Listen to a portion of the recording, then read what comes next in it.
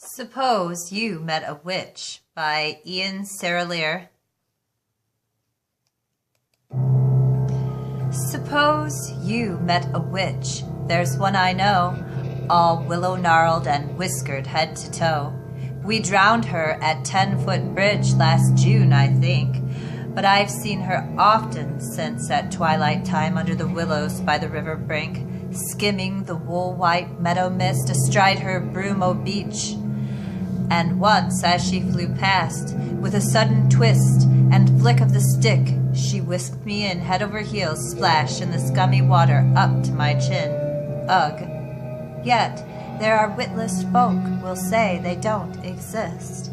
But I was saying, suppose you meet a witch up in that murky waste of wood, where you play your hide and seek. Suppose she pounced from out of a bush. She touched you, she clutched you. What would you do? No use in struggling in vain to pinch and pull. She'd pin you down, pitched you into her sack, drawn tight the noose. There's one way of escape. One word you would need to know. W-A-N-D. Well, what does that spell?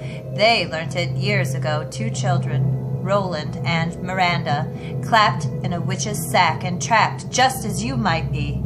He was a mild and dreamy boy, musical as a lark. In the dark of the jolting sack he sang. She was quick in all she did, a nimble wit, her brain busy as a hive of bees at honey time. And Grimblegrum, that was the witch's name, jogged them home. This was the usual sort, a candy villa with walls of gingerbread, porch and pillar of barley sugar. She kicked the gate and the licorice beaded door, undid the sack string and tipped them on the glassy glacier minted floor. As Roland fell, his boot struck the crystal paving stones and chipped them. Like an angry rocket she launched at him. Miranda sprang for the magic wand and pinched it from her pocket. Tip-tap, a house of cake, be a cloud reflecting lake, with me and Roland, each a swan, gracefully afloat thereon, and deeper than air plummet sounded, Grimblegrum, the witch, be drownded. 'Twas done. Look there, do you see two swans, a gliding serene and cool, upon that heaven-painted pool, over the blue sky, over the floating clouds that shine?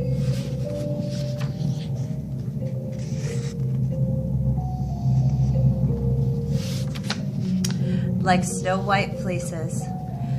Sudden and burst of bubbles, the witch popped up and shivered the clouds to pieces. I'll gobble you yet, she gulped, but all she gobbled was water as, with windmill arms, she thrashed and lashed at them. No swimmer, she would have sunk like a boulder below, had not a felon crow, black-hearted as his father, swooping, dipping, hoisted her by the belt and borne her boggy, dripping, drooping home.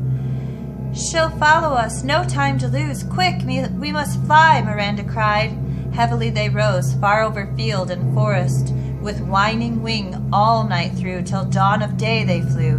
Meanwhile the Grimble witch, now dry, had put on her 7-league boots, and, do or die, 7 mile at a step came galloping, gulping, gobble you yet, I'll gobble you yet.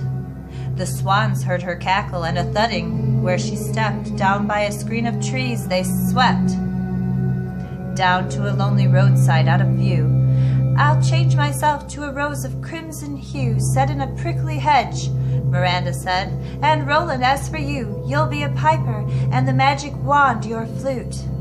Not a second too soon, for the witch's boot touched ground beside them, and she croaked, Oh, glorious, glorious rose, I have sought you from afar. How I wonder what you are. You may mock me from on high, but I am the spider, you're the fly. Ha, ha, ha, ha, ha.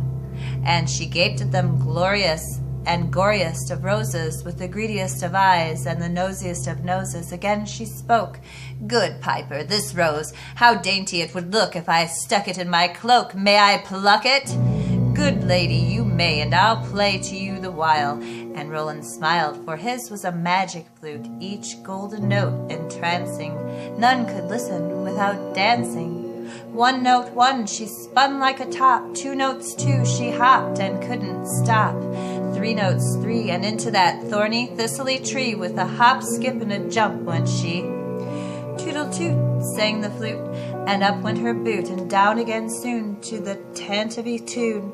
Every thorn and twig did dance to this jig, and the witch, willy-nilly, each prickle and pin, as it skewered her in, was driving her silly. Hi-ho, she shrieked, and tickle me thistle, and pickle-dee-dee. And battered she was as she trotted and tripped, and her clothes were torn and tattered and ripped, till at last, all mingled and mangled, her right leg entangled, her left leg right angled, firm as a prisoner pinned to the mast, she stuck fast.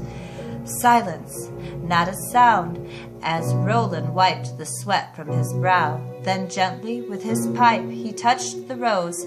Out leapt Miranda to the ground, hand in hand, chuckling through the wild wood, away home they ran.